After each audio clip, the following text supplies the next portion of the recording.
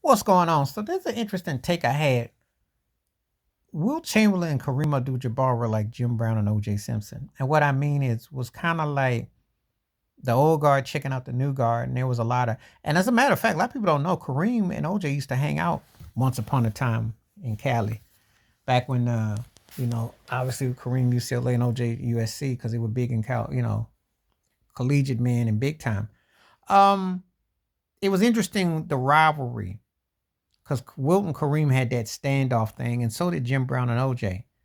You know, Kareem thought he was going to surpass Wilt. That was his goal and his destiny, and he looked at him as a measuring stick. And OJ felt the same thing about Jim Brown. Because I remember the story when OJ was running his gang back in Frisco, and he met Jim Brown coming out of a store, and he said, "You're not so bad. I'm gonna break your ruckus one day." And so, you know, that is some real talk with how um, how people are with what they where they're going with what they're doing, so it's not just competitive news, but it's actually real.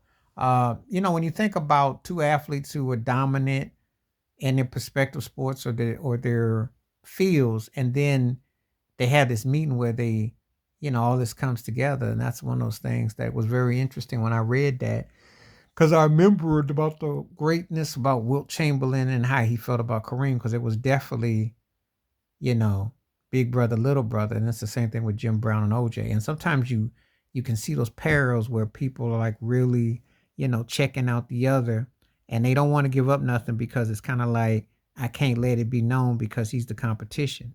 So that's one of those things that's real with that. And so this was really something that when you hear about it, you're like, wow, that is really, those parallels were real.